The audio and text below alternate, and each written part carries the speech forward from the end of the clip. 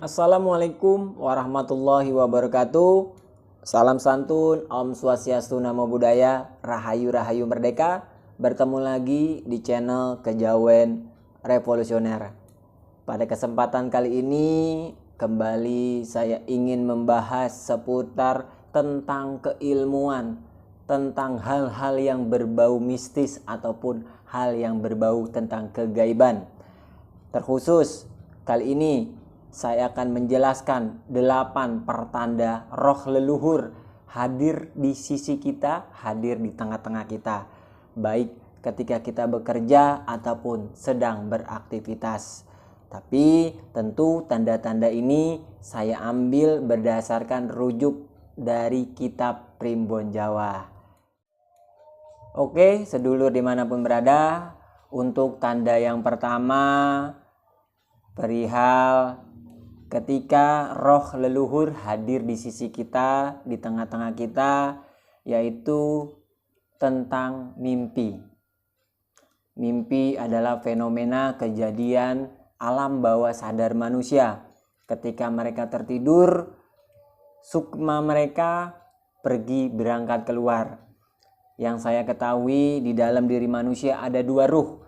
Ruh yang pertama ketika itu keluar tentu kita akan dikubur atau disebut meninggal dunia. Tapi untuk ruh yang kedua yang keluar, yang biasa disebut oleh orang-orang Nusantara, oleh orang-orang Jawa sebagai sukmanya manusia. Nah, sukma tersebut melakukan perjalanan spiritual atau perjalanan gaib, di mana dalam mimpi tersebut kita sangat terlihat jelas, kita merasakan sedetail-detailnya, kita merasakan kejadian-kejadian yang tidak pernah kita rasakan. Contoh, seperti kita masuk ke dunia berbeda atau ke zaman-zaman dahulu kala. Zaman kerajaan, ya tentunya waktu zaman nenek moyang kita dulu. Nah, itu ciri pertama yang sangat mutlak yang terjadi ketika roh leluhur hadir di tengah-tengah kita. Lalu untuk tanda yang kedua, munculnya sebuah insting dan firasat yang tajam. Ini semua terjadi secara alami. Kita terhubung dengan alam semesta. Namun biasanya para sedulur kurang peka untuk memahami tentang fenomena tersebut. Biasanya contoh yang biasa terjadi, mereka sering merasakan yang namanya kejadian dejavu, atau mereka sering mendapatkan hilapat, petunjuk perihal kejadian yang akan ia ingin lakukan atau aktivitas-aktivitas tertentu. Ketika ada orang datang, kita langsung mendapatkan insting, bisa membaca arah kehidupan atau arah niat orang tersebut. Nah, itu biasanya terjadi. Namun di sini sangat disayangkan, biasanya sedulur karena mereka tidak belajar, tidak dibimbing, makanya mereka tidak peka dengan apa yang terjadi dan apa yang mereka alami. Itulah tanda yang kedua. Lalu untuk tanda berikutnya, tanda yang ketiga, ketika roh leluhur hadir di tengah-tengah kita, biasanya kita menyium wewangian aroma khusus, aroma-aroma yang dulu pernah digunakan dan dipakai oleh nenek moyang kita, oleh orang-orang tua kita.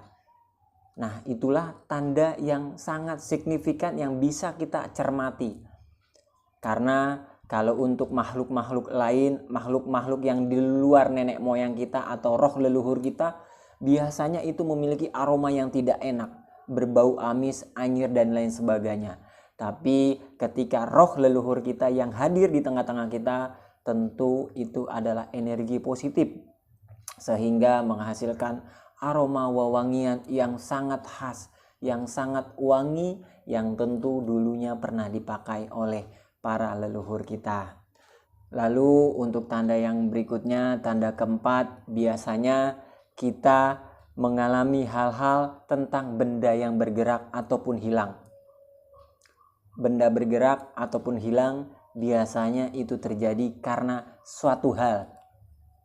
Menurut apa yang saya pahami, biasanya leluhur kita itu menegur kita karena kita lupa, karena kita tidak mendoakan mereka. Yang punten biasanya kita mengirim doa tawasul, ini kita sama sekali tidak mengingat mereka. Sehingga dengan adanya fenomena benda bergerak, tujuannya tidak lain tidak bukan agar kita menyadari bahwa mereka ada di tengah-tengah kita, mereka memberikan tanda isyarah kepada kita agar kita kembali ingat dan mengirim doa kepada para roh leluhur-leluhur kita. Dan selanjutnya untuk tanda yang kelima, di sini biasanya kita akan mendengar suara-suara yang aneh, suara-suara tanpa wujud, tanpa rupa.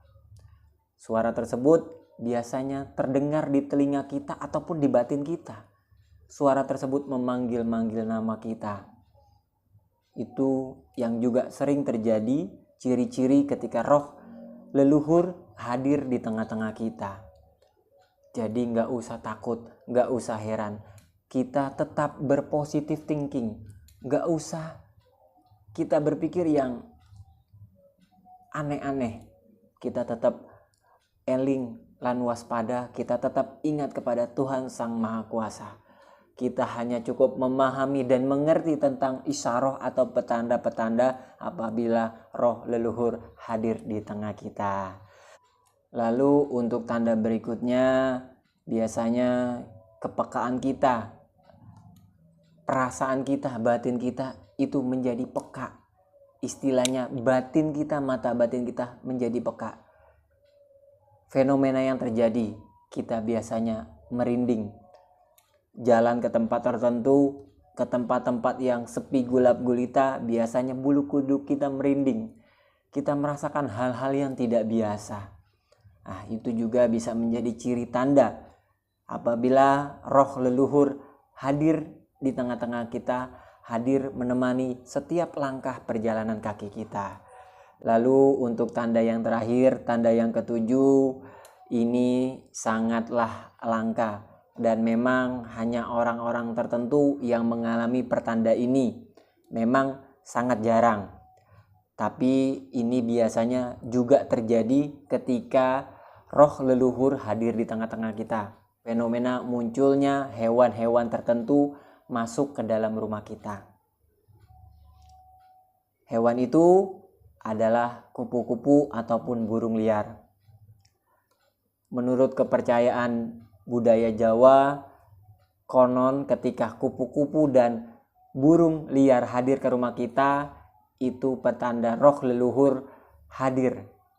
Karena memang kembali lagi atas dasar kepercayaan, katanya kupu-kupu dan burung liar itu adalah kendaraan roh leluhur kita untuk masuk dan hadir di tengah-tengah kita, hadir ke dalam rumah kita.